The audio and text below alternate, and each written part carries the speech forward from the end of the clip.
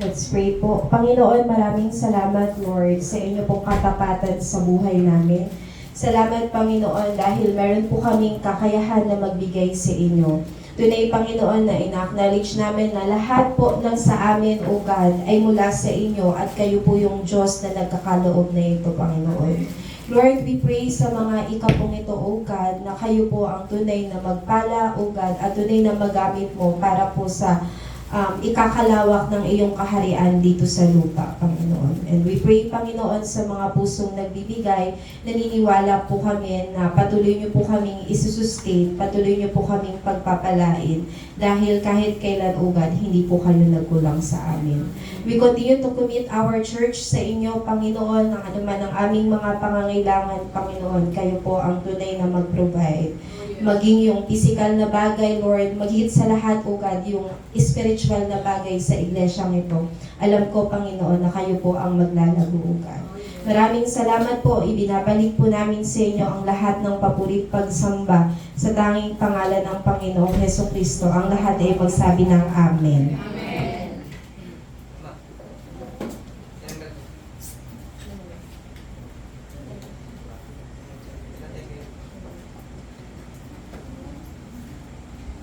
Hello. And po, Happy New Year po. Para di sila masaya. Kamusta po yung buong taon natin, di ba? Ngayon po, magpapalit na naman po tayo ng taon. And for sure, another New Year's resolution. New Year's resolution po ba? Another assessment na naman po tayo, di ba po? And salamat sa Panginoon. Nung bago mag-umpisa ang 2024, hindi natin alam kung ano yung mga mangyayari sa buhay natin. Tama po. And true enough, iba-iba. Iba-iba talaga yung mga nangyari sa atin. Mabigat, masaya, di ba? Pero praise the Lord, nandito pa rin tayo.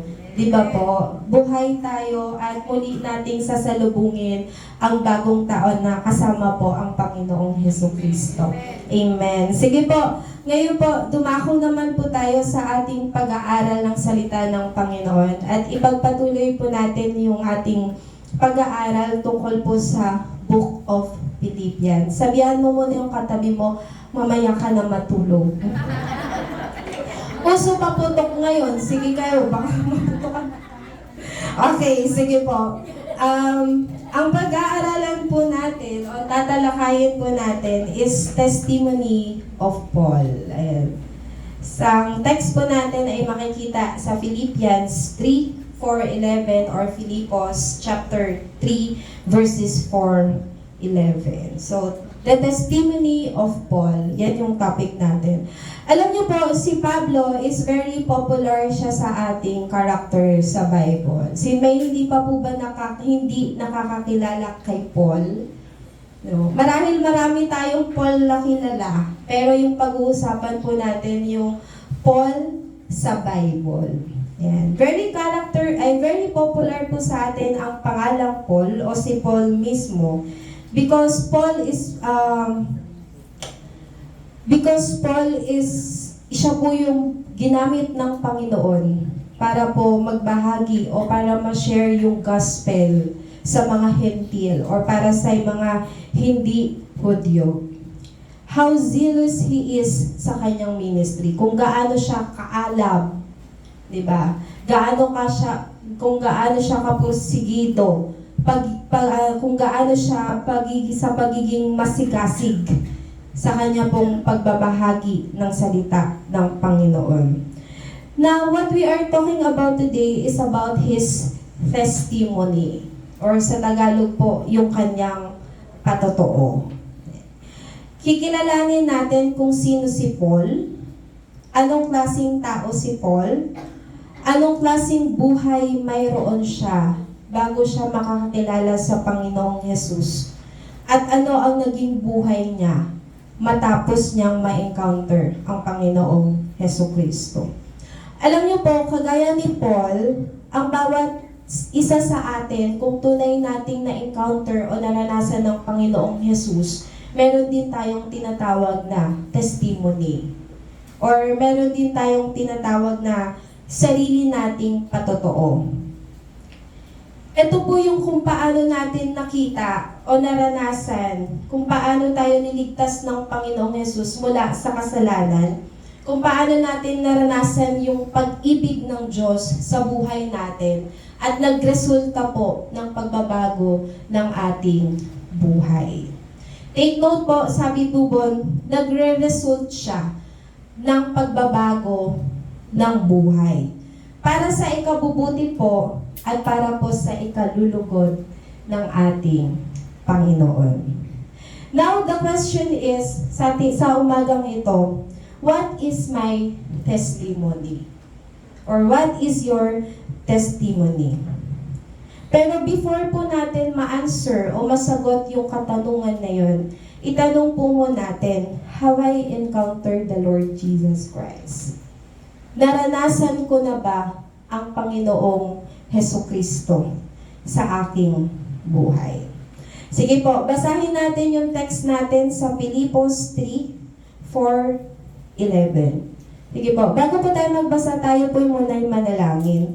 Panginoon, maraming salamat o God sa umagang ito. Humihingi po kami, Lord, ng paglilinis sa inyo sa umagang ito. At tunay, Lord, na patuloy niyong baguhin ang aming puso, ang aming isip, ang aming buhay, O God. At sa pagpapahayag ng inyong salita, humihingi pa po kami ng patnubay sa inyong banal na spirito, na nawa, Panginoon, ang tanging salita mo lamang ang tunay na maihayag sa umagang ito. Lord, kumilos ka sa aming kalagitnaan at tuloy na kayo po ang humipo sa puso ng bawat isa, Panginoon. Lord, naniniwala po kami na meron pong kapangyarihan sa inyong salita at ito po'y ipaparanas nyo sa aming kalagitnaan. Maraming salamat po. Ito po ang aming panalangin sa pangalan ni Jesus. Amen. Sige po, basahin po natin yung sinasabi ng Filipos 3:4-11. Sige po, salit-salitan po tayo. Ako po muna. Filipos 3:4-11. Ang totoo, ako'y may sapat na dahilan upang panghawakan ang mga pisikal na bagay. Kung iniisip nino man na siya'y may katwirang umasa sa ganitong mga bagay, lalo na ako. Sige po, pakipasa.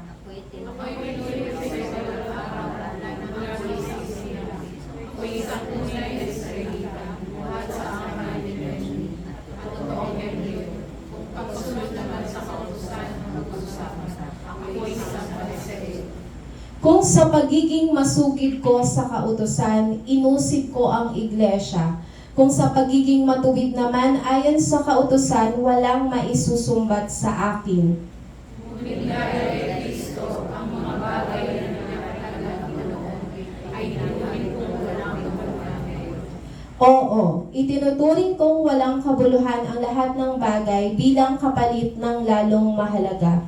Ang pagkakilala kay Kristo Jesus na aking Panginoon. Ang lahat ng bagay ay pinalagay kong walang kabuluhan at itinuturing kong basura, makamtan ko lamang si Kristo. At lubos na makipagkasa sa Kanya. Ang aking pagiging matuwid ay hindi sa pamamagitan ng pagsunod sa kautusan, kundi sa pananalig kay Kristo. Ang pagiging matuwid ko ay bukas sa Diyos sa pamamagitan ng pananalig. Ang tanging hangarin ko ngayon ay lubusang makilala si Kristo, maranasan ang kapangyarihan ng kanyang muling pagkabuhay, makibahagi sa kanyang mga paghihirap at maging katulad niya sa kanyang kamatayan. Umaasa ako na ay muling bubuhayin mula sa kamatayan. Okay. Sige po. Si Paul po yung nagsasalita sa text na ito, and gusto ko lamang po kayo bigyan ng short background tungkol po dun sa passage na ito. Alam niyo po, during those time, nung panahon po ng araw na yan, alam po natin, Philippians, isa pong lugar kung saan sumusulat si Pablo doon sa mga Kristiyano na yon. And nung panahon na yon, may mga nagtuturo doon sa lugar na iyon na sinasabi nila na they must be circumcised to be saved. Sa Tagalog po, sinasabi ng mga teachers na to na kailangan nilang tuliin para sila ay maligtas. Alam niyo po, yung pagtutuli or circumcision sa mga Israelita, normal po sa kanilang ginagawa yun. Kasi po, It's a requirement sa kanila kapag sila ay pinanganak na it's a sign of their covenant sa Panginoon. At inutos po yun ni Yahweh sa mga Israelita or specifically kay Abraham po. Mababasa po natin yan sa Genesis 17, 10 to 13. Sabi po dito, circumcision, mark of the covenant. Ganito ang inyong gagawin. Lahat ng lalaki sa inyo ay tutuliin at iyan ang magiging palatandaan ng ating tipan. Lahat ng lalaki na isisilang sa inyong lahi ay tutuliin pagsapit ng ikawalong araw. Kasama rito ang mga aliping isinilang sa inyong mga sambahayan, gayon din ang mga aliping binili sa dayuhan. Ang palatandaang ito sa inyong katawan ang magiging katibayan ng aking walang katapusang kasunduan. May mga nagtuturo doon sa Philippians, especially doon sa mga Christian sa Philippians, na nire-require silang magpatuli para sila ay magkaroon ng kaligtasan.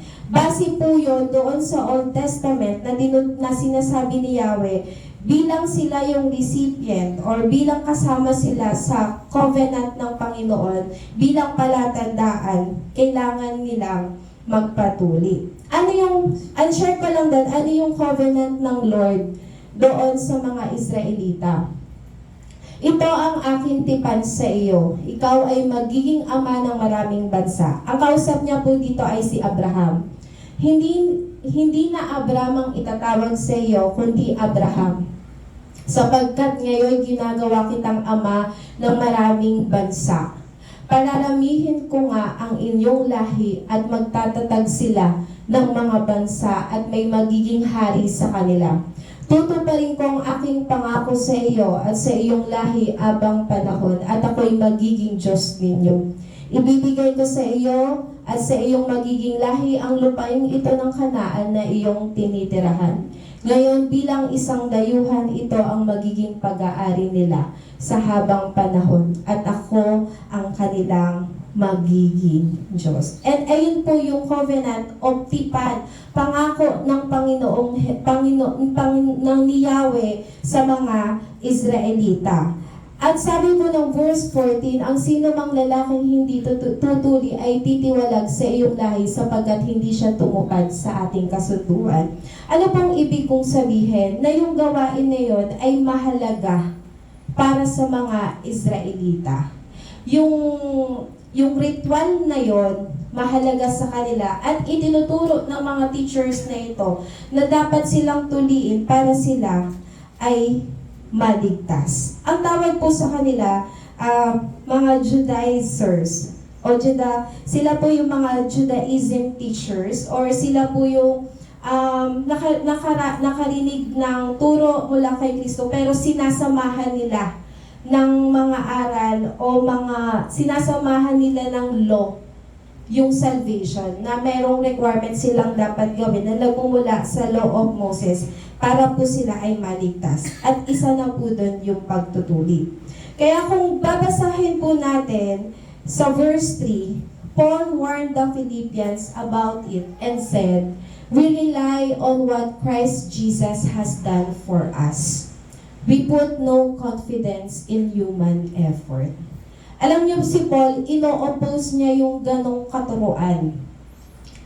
Sinasalungat niya yung ganong sinasabi o tinuturo ng mga teachers na yon. Kasi sabi ni Paul, nagre-rely lang kami o umaasa lang kami sa ginawa ni Kristo. At hindi kami umaasa sa gawa ng tao kung ang usapin po ay kaligtasan. When it comes to salvation, hindi tayo umaasa sa sarili nating mga gawa. Amen po. Hindi tayo umaasa sa gawa ng tao. Hindi tayo nagre-rely sa mga seremonya o mga tradisyon o mga physical na bagay para tayo ay maligtas. Dahil yung mga bagay na ito ay hindi po makakapagligtas sa atin. In salvation, we rely on what Jesus Christ has done for us. kay Jesus lamang at sa Kanya lamang at sa Kanya lamang pong ginawa at wala nang iba. Amen po. Amen. Wala po tayong maipagmamalaki sa Panginoon. Alam niyo po bakit sinasabi ni Pablo tong bagay na to, na hindi tayo maliligtas sa sarili nating gawa? Kasi kung sa pisikal lamang ang basihan para maligtas ng isang tao, marami akong panghahawakan, sabi ni Pablo. Kung ang basihan lamang ng kaligtasan o ng pagiging matuwid ay mga seremonya, pagsunod sa kautosan, malaki yung pinanghahawakan ni Paul. Kung meron mang tao na may karapatang maligtas dahil sa kanyang mga gawa, o dahil sa pagsunod sa mga ritual ng mga Hudyo, o dahil sa pagsunod ng kautusan, walang iba po kundi si Pablo. Kung sa sarili niya lamang ang makakapagligtas sa kanya, basihan ng kanyang ginawa, malaki yung kanyang panghahawakan. Bakit po? Anong klaseng tao si Paul? Yan yung sinasabi niya sa verse 4. Ang totoo, ako'y may sapat na dahilan upang panghawakan ang mga pisikal na bagay. Kung iniisip ni Numan na siya'y may katwirang umaasa sa ganitong bagay, lalo na ako. Alam niyo po, si Paul, he can proudly say, ligtas ako, maliligtas ako kung ang basihan yung sarili kong gawa. Maliligtas ako kung ang basihan yung pagsunod ko sa ritual, sa tradition, o sa aking sa mga kautusan. Ngayon, tingnan natin bakit confident si Paul o bakit kaya niyang sabihin yung bagay na yan, na kaya niyang panghawakan yung mga physical na bagay. Let's see po yung Paul's background. Ano po yung background ni Paul at sino po siya bago siya makakakilala sa ating Panginoong Hesukristo. Andyan pa po ba kayo? Amen po. So number 1, sabi po dun sa binasa natin sa Philippians 3 verses 5 to 6, siya po ay tinuli ng ikawalong araw. Kung pagbabasihan po natin yung ritual o tradisyon ng mga Hudyo, siya po ay itinuli ng ikawalong araw. Meaning to say, sinunod niya yung utos ni Yahweh. Ganun po kasi sa mga Israelita as a mark of covenant. 8 days mo after may panganak, kailangan tuliin ka na. Di ba po? Kung sa ritual po ang basihan, very good si Paul dyan. He did exactly what Yahweh has commanded to Abraham, to Moses, and to all people of Israel. Sabi ko nga po, it is a mark of their covenant sa kanilang bayan. And Paul, dahil isa po siyang Israelita, receiver siya, or recipient po siya ng God's covenant, ng pangako ng Diyos.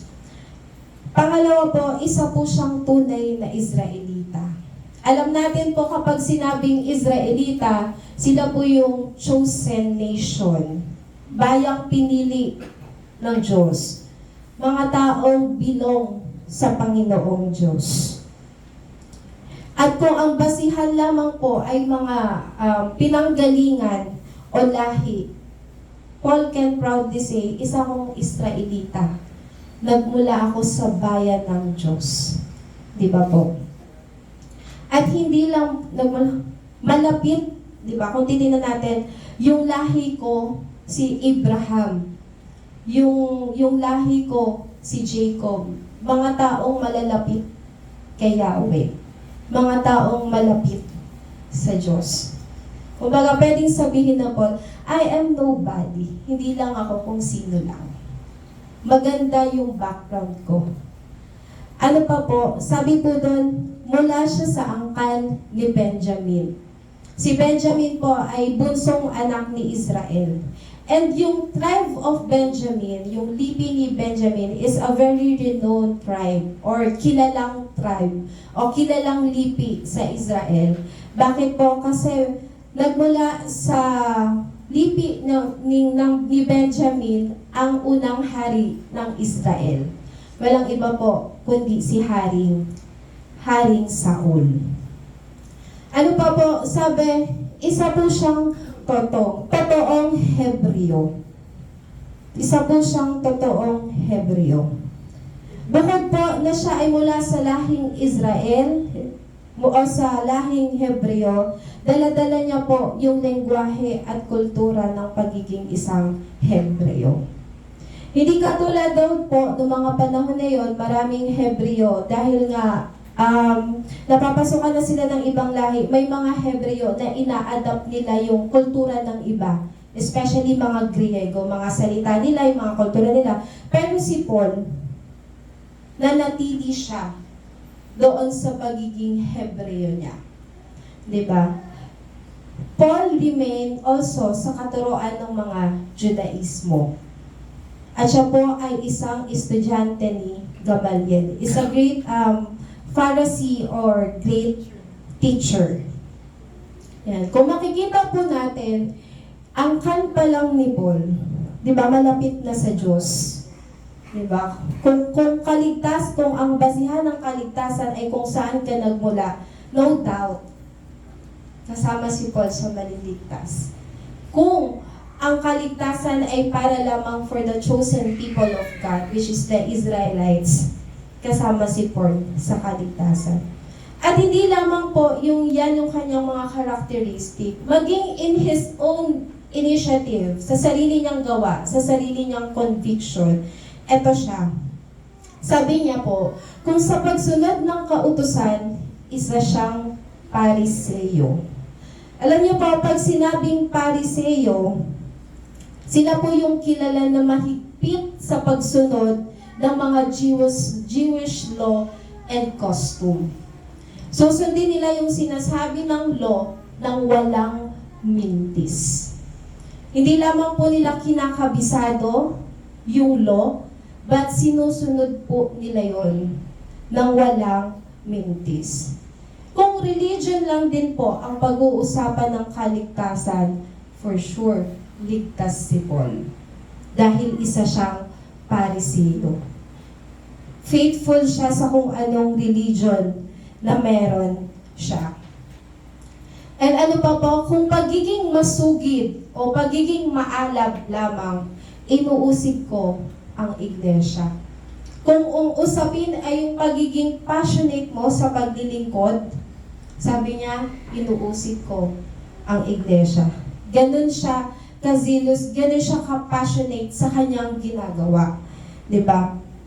Siya po ay maalab sa Diyos, maalab kay Yahweh, maalab sa katuruan ng Judaismo, maalab sa kautusan. Inuusig niya ang iglesia. Sisirain niya, wawasakin niya, kasi ganun siyang tao. Kung ano yung nilagay niya sa puso niya, he will make sure na lalagay niya doon yung passion na meron siya. Diba po? And also, meron ding account sa Bible na siya yung nag-consent para patayin si Stephen, yung first martyr natin, first Christian martyr na pinagbabato dahil sa pagpapahayag ng salita ng Panginoon. And kilala natin, during his time, si Paul, kilala siyang notorious sa iglesia. Diba? Kasi nagmingi siya ng mga sulat sa mga punong Pariseo para i-allow siya na dakpin yung mga taong sumusunod sa Panginoong Hesukristo. Kaya nung naka-encounter siya sa Panginoon at sinabi ng Lord kay Ananias na pupunta sa'yo si Pablo, ay ipanalangin mo siya. Sabi ng Bible, Ananias explained. Bakit kilala na Ananias kung sino si Pablo? Siya yung mga nagdadakip at nagpapakulong sa mga Kristiyano during that time. Ganun po kazilos, ganun magtrabaho ang si Pablo para doon sa puso na meron siya, sa paglilingkod doon sa law o sa kautusan ni Moses. And ang sabi niya rin po, kung sa pagiging matuwid ayon sa kautusan, walang maisusumbat sa akin. Kung sa pagiging matuwid ayon sa kautusan, walang maisusumbat sa akin. He perfectly obeyed the law. Walang mintis That does not, hindi po ibig sabihin nun hindi siya nagkasala, ha? Si Pablo, perfectly na na-obey niya yung law of Moses. Pero hindi natin pwedeng sabihin na hindi siya nagkasala. Diba po? Kung may tao lamang ang may karapatan na maligtas dahil sa kanyang gawa at pagsunod sa kautusan at sa family background, walang iba kundi si Paul yun. Kung titingnan natin, his background is so incredible. Talagang mataas yung background ni Paul. And there is one time, hanggang sa ma-encounter niya ang Panginoong Hesus Kristo. Paul's encounter to the Lord Jesus on the way to Damascus. Kung alam po natin yung kwento na yun. Sige, isa-summarize ko na lamang po sa inyo yun na si Pablo po, papunta po siya sa Damascus para hulihin yung mga sumusunod sa Panginoong Hesus Kristo. While on his way po, biglang kumislap sa paligid niya at bigla pong nagdiwanag yung kalangitan at meron siyang tinig na narinig. Sabi ng tinig, Saulo, Saulo. Saulo po yung dati niyang pangalan bago siya makakilala sa Diyos.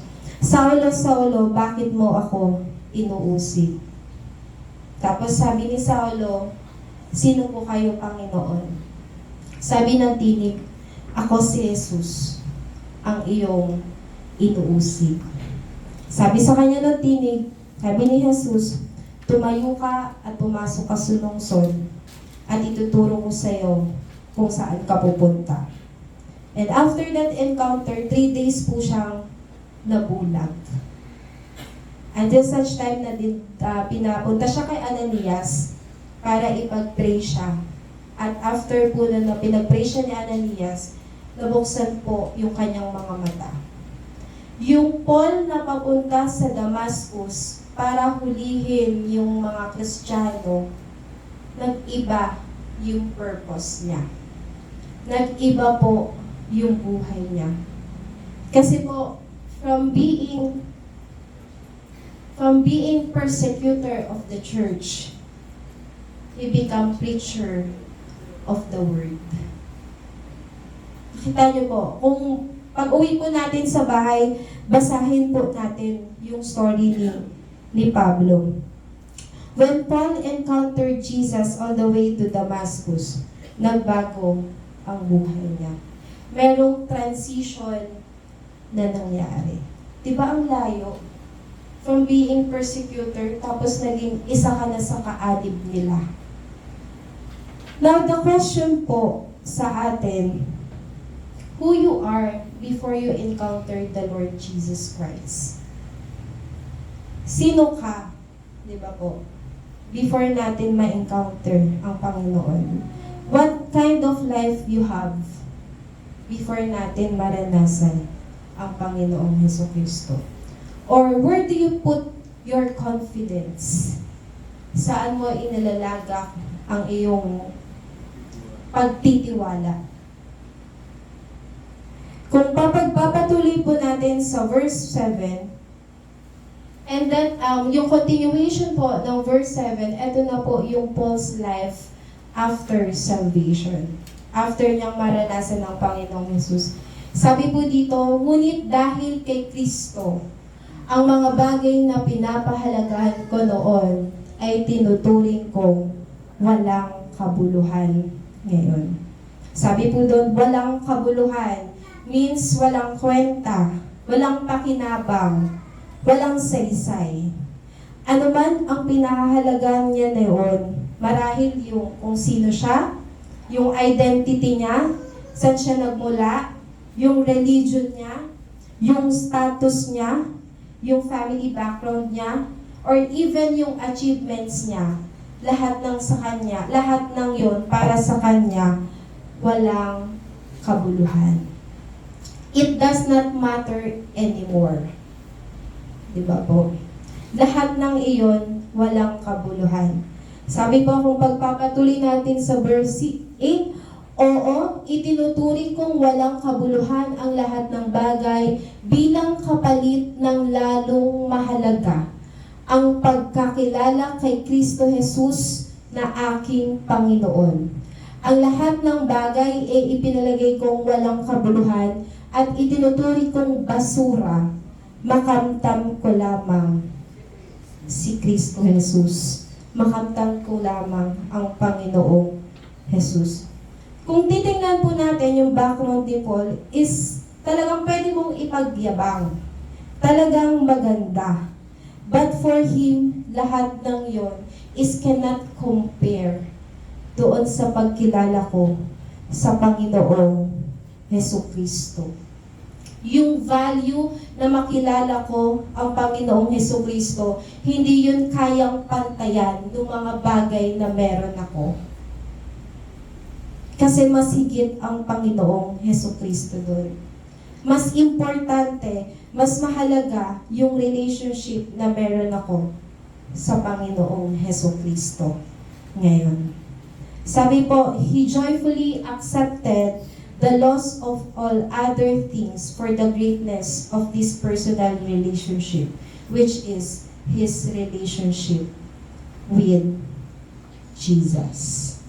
Now, kung tayo po yung tatanungin, ano po yung mga bagay na importante sa atin? Ano po yung mga bagay na mahalaga na maituring mong mahalaga sa ating buhay? Di ba po? Asawa natin, though mahalaga naman talaga yun. Pamilya natin, trabaho natin, kayamanan natin, mga anak natin, ministry natin, o yung reputasyon na meron ako, pag-aaral mo, mga accomplishments mo, achievements mo, ano yung mga bagay na mahalaga sa'yo? The question is, mas mahalaga ba to kesa sa Panginoong Jesucristo? Mas mahalaga ba to kesa sa relasyon na meron ka sa Panginoong Jesucristo? Kay Pablo po, ang lahat ng bagay ay ipinalagay niyang walang kabuluhan at itinuturing niyang basura. Itinuturing niyang basura, makuntam ko lamang si Kristo at lubos na makipag-isa sa Kanya. Alam mo po, tayong mga tao, we tend to hold or maipagmalaki o panghawakan yung mga bagay na meron tayo. Di ba po? Mayaman ako eh. Di ba po? Galing ako sa ganitong pamilya eh. Nakapagtapos ako eh. Isa na akong doktor ngayon eh. Ako may gawa niyan. Magaling kasi ako eh. Mga ganun. Papahalagahan ko to. Sa mga graduation po, di ba, kapag may honor tayo, meron tayong mga medal, di ba po? Matalino ako ng bata. Di ba po? Lahat yun parang inangahawakan natin. Pero for Paul, ano man yung achievements niya, sino man siya before niya ma-encounter ang Panginoon, sa kanya, worthless. Walang kabuluhan. Sabi niya, basura. If i-compare mo sa relationship na meron siya sa Panginoong Jesucristo. Amen po. Amen. Amen. So let's continue po. Sabi po ng verse 9, at lubos na makipag-isa sa Kanya. Sabi ni Pablo, ang aking pagiging matuwid ay hindi sa pamamagitan ng pagsunod ng kautusan, kundi sa pananalig kay Kristo. Ang pagiging matuwid ko ngayon ay buhat sa Diyos sa pamamagitan ng pananampalataya. Now, his righteousness o yung pagiging matuwid niya, naakala niya na i-earn sa pamamagitan ng sarili niyang gawa, naakala niya makakamit niya sa pagsunod ng kautusan, ngayon ay sinasabi niya, ito po ay dahil sa pananalig niya kay Jesucristo. Tinatawag siyang matuwid ngayon, isa man siyang righteous person ngayon, hindi yun dahil sa pagsunod niya sa kautusan. Dahil yun sa Panginoong Jesucristo. dahil sa pananampalataya. And totoo yung sinasabi ni Paul, kasi maging tayo, even yung righteousness na meron tayo, hindi yun dahil sa gawa natin. Hindi po yun dahil mabait tayo. Hindi po yun dahil matulungin tayo. Hindi po yun dahil lagi tayo nagsisimba. Hindi po yun dahil isa kang ministeryo or isa kang naglilingkod sa Panginoon. Yung righteousness na meron tayo, dahil po yun sa ginawa ng Panginoong Hesukristo. Dahil po yun sa pananalig natin, dahil po yun sa pananampalataya natin, na pinagkaloob din ng Diyos Ama sa atin. Sabi po ng Galatia 2:16, gayunman alam namin ang tao'y pinapawalang sala sa pamamagitan ng pananampalataya kay Hesukristo at hindi sa pamamagitan ng pagsunod sa kautusan. Kaya't kami ay sumasampalataya kay Kristo Jesus. Sabi, upang mapawalang sala sa pamamagitan ng pananampalataya sa Kanya at hindi sa pamamagitan ng kautusan, sapagkat walang taong pinapawalang sala sa pamamagitan ng pagsunod sa kautusan. Sabi po ng Ephesians 2:8-9, sapagkat dahil sa kagandahan ng loob ng Diyos, kayo ay niligtas sa pamamagitan ng pananampalataya at ito'y kaloob ng Diyos at hindi mula sa inyong sarili. Hindi ito bunga ng inyong mga gawa, kaya't walang maipagmamalaki ang sino man. Ganon din si Paul. Hindi niya maipagmalaki kung sino siya kasi yung kaligtasan na meron siya ay mula sa Panginoon. We cannot be righteous by our own effort. It is all because of God's grace sa buhay natin at kaloob din ng Diyos. Even Paul, who perfectly followed the law, alam niya na yung mga gawa niya ay hindi magpapatuwid sa kanya. Si Saulo po, dating pangalan ni Paul, na naging Pablo, who has an outstanding credentials in the sight of man, but walang nagawa yon to please ang Panginoong Diyos. Siya ay makasalanan in the eyes of God. Mabuti man siya, magaling man siya sa paningin ng tao, but in the sight of God, siya ay makasalanan, siya ay mayabang, siya po ay spiritually lost. At bago niya ma-please ang Panginoong Diyos, kailangan niyang itakwil o kailangan niyang ihinto yung pagtitiwala niya sa kanyang sarili. Kailangan niyang itakwil yung pagkatao niya before. Kaya marahil sinasabi niya, kung sino man ako before, ano man yung pinapahalagan ko noon, walang kabuluhan. In order to please the Lord. Ang sariling katwiran at magtiwala sa Panginoong Hesukristo lamang. Ang magtiwala sa Panginoong Hesukristo lamang ang makakapagligtas kay Pablo at maging sa atin. And because of this, his priorities change and his desires change. Kung pagpapatuloy po natin sa verse 10 to 11, Paul's life after salvation, tanging hangarin ni Paul. Alam niyo po, nung naka-encounter siya sa Panginoong Hesukristo, hindi niya lamang po tinakwil kung sino siya o pinapalagay niyang walang kabuluhan yung mga nagawa niya. Maging nagkaroon po man siya ng mga priorities na align sa kalooban ng Panginoon. If tatanungin natin yung sarili natin, kung tayo'y naka-encounter na sa Panginoon, naka-align ba yung mga desires ko doon sa kalooban ng Panginoong Diyos? Diba po? Sabi po, mababasa po natin yan ng sa verse 10 to 11, na unang hangarin niya is lubusang makilala si Kristo. Diba po? Tayo po, ano pong hangarin natin? Kay Paul po, sabi, lubusang makilala ang Panginoong Heso Kristo.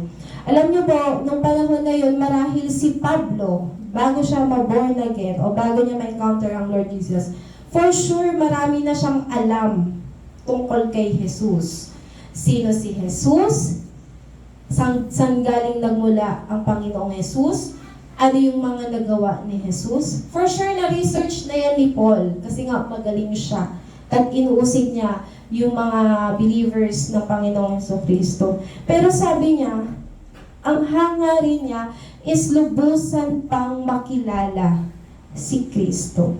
Ano po ibig sabihin yun?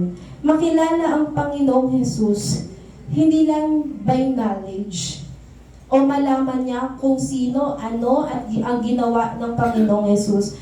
But siya mismo, makilala niya ang Panginoong Jesus through His experience. Sa pamamagitan ng maranasan niya ang Panginoong Jesucristo. Iba po yung kilala mo yung tao sa talagang kilala mo siya. Diba? Marami tayong kilala. Pwede nating tawagin, si ano yan? Kilala ko yan. Pero ang alam mo ba yung favorite color niya? Alam mo ba yung favorite food niya? Nakapagkwentuhan na ba kayo? Magkaiba po yun. Kay Paul po, beyond doon sa alam niya tungkol sa Panginoong Jesus, yung gusto niya, yung personal na experience sa Panginoong Jesucristo.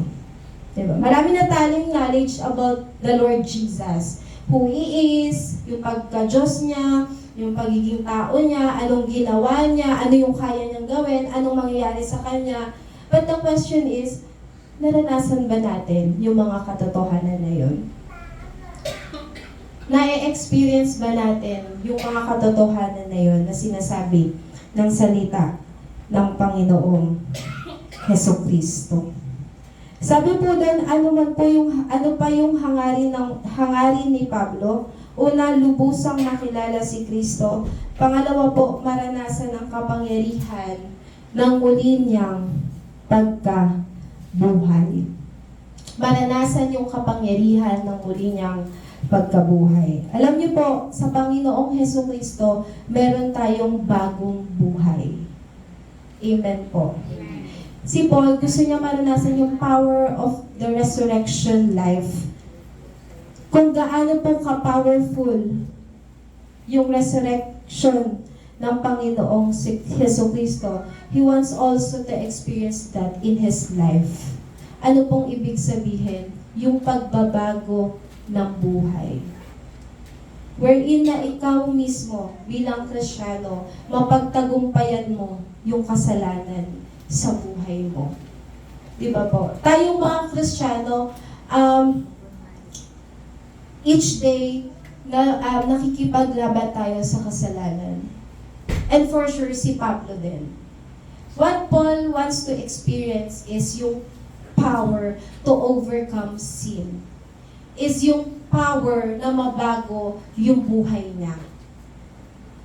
Yung power na siya ay mamuhay, hindi na sa dati niyang buhay, but sa bagong buhay na binigay sa kanya ng Panginoong Jesucristo. At isa po yun sa hangarin ni Pablo. Ano pa po? Sabi po doon, makibahagi sa kanyang paghihirap. Makibahagi sa kanyang paghihirap. Naisip ko po, tayong mga Kristiyano, sumagi ba natin sa isip natin, Lord, I want to suffer for you, or I want to suffer with you. Nakasama kaya yun sa ating mga prayer requests? Ni minsan ba hiniling natin yun sa Panginoon? Kay Pablo, hangarin niya na maghirap siya para sa Panginoon. Makibahagi siya doon sa paghihirap ng Panginoong Jesucristo. He did not ask for a comfort life. Hindi niya sinabi, Kristiyano na ako, magiging maayos na yung buhay ko, magiging payapa na yung buhay ko. Hindi po. Nais niyang makibahagi doon sa paghihirap ng ginawa ng Panginoong Hesukristo. And isa po sa mga bagay na dapat nating malaman bilang mga Kristyano, kung paano natin i-set yung mga priorities natin, dapat align sa will ng Panginoon para po sa buhay natin. And lastly po, ang hangarin ni Paul ay maging katulad ng kanyang kamatayan. Alam niyo po, maging si Paul, umaasa din po siya na kagaya ng Panginoong Hesukristo na muling nabuhay, siya rin po ay bubuhayin ng Panginoong Hesukristo. At kagaya po ng kanyang kamatayan, sabi ni Pablo, gusto niya yung pagkamatay niya ay kagaya ng Panginoong Hesukristo, hindi man niya maialay yung buhay niya para sa mga makasalanan kasi hindi yun pwede. Tanging ang Panginoong Hesukristo. Pero maaari niyang i-offer yung buhay niya for the gospel of Jesus Christ. Para po maibahagi at mapalaganap ang salita ng Panginoon. Now, the question for us is, what is your desire? Ano yung mga bagay na gusto mong makamtan? What is your priority? Alam niyo po, merong parable sa Bible, yung the parable of the pearl of great price. Kung saan po, yung negosyante po, nakakita po siya ng isang perlas na mamahalin. Nakakita po yung negosyante ng isang perlas ng mamahalin. Nung nakita niya po yung perlas na yun, umuwi po siya at ibinenta niya lahat ng ari-arian niya para bilhin yung perlas na yun. Sabi po ng Bible, yung kaharian ng langit, parang ganun po. Kagaya sa negosyanteng nakakita ng mamahaling perlas. Para mabili yun, ibinenta niya yung lahat ng ari-arian niya para mabili yung perlas na yun. Yung value ng perlas na yun is greater sa anumang bagay na meron siya. Now, like Paul, he is willing to lose everything for the sake of Christ. Nakita niya yung value ng Panginoong Hesukristo, kagaya ng negosyante na yun. At na-weigh niya, natimbang niya, ano yung mas lalong importante. Kagaya ng negosyante, na tinimbang niya, mas may value yung perlas kesa sa kahiharian na meron ako. Kagaya ni Paul, na-weigh niya, natimbang niya, mas may value ang Panginoong Hesukristo kesa sa mga bagay na meron ako. And now, if titimbangin natin, ano yung bagay na maaari nating masabi na mas mahalaga sa Panginoong Hesukristo? Kung meron man po. Iniisip ko po, what kind of encounter meron si Pablo sa Panginoong Hesukristo? Bakit ganun niya ipagpalagay yung mga bagay-bagay? Naisip ko rin po, is it different sa Lord na na-encounter natin dun sa Lord na na-encounter ni Pablo? Magkaibang Jesus ba yung na-encounter ni Pablo on the way to Damascus? O magkaibang Jesus ba yung na-encounter ko sa Parañaque? O sa Jesus Calls Commission Fellowship? Kasi if yes, di ba? Maaaring ganun din yung marahil na response natin, kagaya ni Pablo. Alam niyo po, we're not Paul. Hindi po tayo si Pablo. Hindi po maganda yung, hindi po natin kayang magawa o gawin ano yung ginawa ni Paul. But alam niyo, isang mabuting bagay po, nag-iwan siya ng pattern. O nag-iwan siya ng maaari nating gayahin kung paano natin dapat isabuhay yung buhay natin bilang Kristiyano ngayong nakakilala na tayo sa Panginoong Jesucristo. We're talking about Paul's testimony. And ayun po yung testimony ni Paul. Ayun po yung buhay niya. Sabi ko nga po kanina, every one of us has a testimony kung totoong na-encounter natin ang Panginoong Diyos. Now the question is, what is your testimony? Ano ang patotoo mo tungkol sa Panginoong Jesucristo? Di ba po? Sige po, tayo po ay manalangin, tayo po ay tumayo, at tayo po ay manalangin.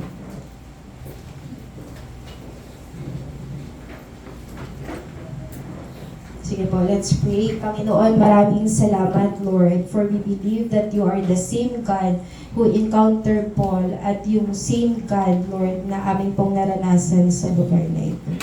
Lord, maraming salamat, Lord, sa inyo pong magawa, Panginoon. Salamat, Panginoon, dahil hindi namin kailangan, Panginoon, na maging basehan yung sarili naming gawa, Lord, to be saved or to become righteous. Dahil ang lahat pong iyon, Panginoon, ay ginawa mo po para sa amin, Panginoon. Lord, maraming salamat po sa buhay ni Pablo Ugat na nagbigay ng example sa amin, Lord, na kung paano namin dapat kami mamuhay, Ugat, bilang mga taong nakaranas ng pagbabago sa inyo, Panginoon Diyos. Lord, we believe, Lord God, na we ask, Lord God, na once again, Lord, allow us to experience you sa buhay namin, Panginoon Diyos. And bring back the joy of our salvation, Panginoon Diyos. We pray, Lord, na palagi ka naming maranasan, Lord, saan man sa buhay namin, Panginoon. We ask, Father, Panginoon, kung may mga moments, may mga times, Lord, na nalalamig kami, Panginoon, at hindi namin isinasabuhay yung mga bagay na dapat namin ginagawa, Panginoon. Lord, maraming salamat, Lord. Salamat, Lord, dahil kayo po ay buhay, Panginoong Diyos. Salamat, Panginoon, dahil ikaw buhay at buhay ka sa buhay namin at kaya niyo po kaming maguhin, Panginoong Diyos. Lord, we continue to commit our lives sa inyo, Lord. And we pray, O God, na ano man yung aming maranasan, O God, magsilbing pagpapala ito, Lord, sa buhay namin, maging sa buhay ng mga tao sa paligid po namin, Panginoong Diyos. Lord, maraming salamat, Lord, sa inyong pong kabutihan, sa inyong pong grasya, sa lahat-lahat sa amin. Tunay, Lord, kung wala ka, wala po kaming magagawa, Panginoon. Na walang anumang bagay, Lord, na pwede namin i-compare sa inyo o walang ibang bagay, Panginoon, na maaaring mas mahalaga o mas mabigat sa inyo, Panginoon. Dahil yung pagkakilala namin sa inyo, yung relationship na meron kami sa inyo, Lord, is the most important thing, is the most wonderful thing, Panginoon, na nangyari po sa aming buhay. Thank you, Lord, for choosing us. Maraming salamat po, Panginoon. Lahat ng ito, Lord, ay kinikilala namin dahil po sa inyong biyaya, O God, dahil sa grasya mo, Panginoon lamang. Ito po ang aming panalangin sa pangalan ni Jesus. Amen.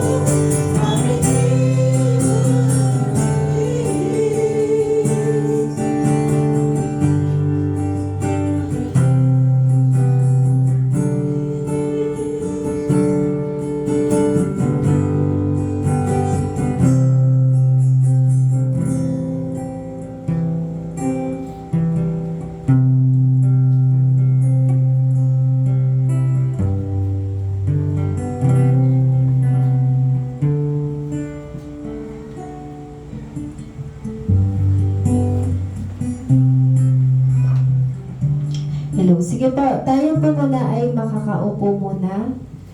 For our discussion po ng ating topic, ito po yung mga questions na atin po itatanong or i-discuss, ibabahagi sa atin pong mga grupo. Number 1 po is share your encounters sa Panginoon. And let's just be honest in our group po.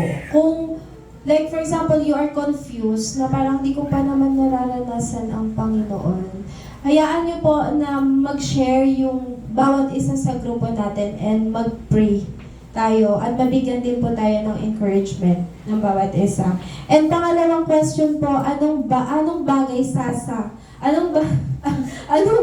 sa buhay mo ang tinuturing mong mas mahalaga kaysa sa Panginoong Jesucristo? Medyo ako nun, sabi ko baka sabihin nila wala eh. Kasi mas mahalaga ang Panginoong Jesucristo, baka sabihin niyo wala. Pero let's be honest, di ba? Ano yung mga maaaring maging karibal ng ating Panginoong Jesucristo sa buhay natin? So, ganito po yung magiging groupings natin.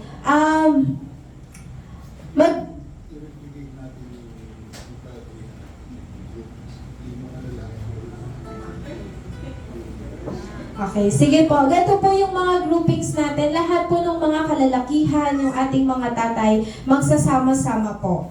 And ganoon din po sa ating mga nanay, ganoon din po sa ating mga kabataan po. Magsasama-sama po tayo. Sa mga nanay po, since malaki po yung group natin, pwede po tayong maghati sa dalawa. Oo. Opo. Kailangan po even. Last prayer meeting po, nagkaroon kami ng rearrangement of groupings.